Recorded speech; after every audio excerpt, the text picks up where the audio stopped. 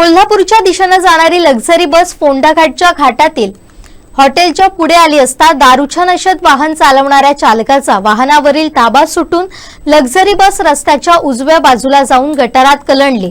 सुदैवाने कोणतीही जीवितहानी झाली नसली तरी ही बस डाव्या बाजूला दरीच्या दिशेने गेली असती तर मोठा अनर्थ घडला असता।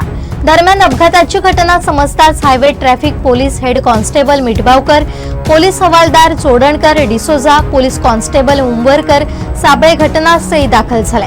यावेळी लक्झरी बसचा चालक जितेंद्र नाथ वय 54 वर्ष अजमेर राजस्थान येथील असून याची ब्रेथ एनालायझर मशीनने तपासणी केली असता पॉझिटिव्ह रिपोर्ट आल्याने त्याच्यावर दारूच्या नशेत बेदरकारपणे आणि वेगाने घाट रस्त्याच्या विशिष्ट परिस्थितीकडे दुर्लक्ष करून गाडी चालवल्याप्रकरणी गुन्हा दाखल करण्यात आलाय। बसमधील 10 प्रवाशांना खासगी वाहनांनी पुढील प्रवासासाठी पाठवून देण्यात आलंय तर वाहन चालक जितेंद्र नाथला कणकवली न्यायालयात हजर केलं असता या चालकाला 15,000 रुपयांचा दंड ठोठावण्यात आलाय। आमचे दिवसभरातले सर्व अपडेट्स, ताज्या घडामोडी आणि थेट लाईव्ह पाहण्यासाठी सबस्क्राइब करा, लाईक करा कोकणचं नंबर 1 महा चॅनल कोकण 7 लाईव्हचं YouTube चॅनल।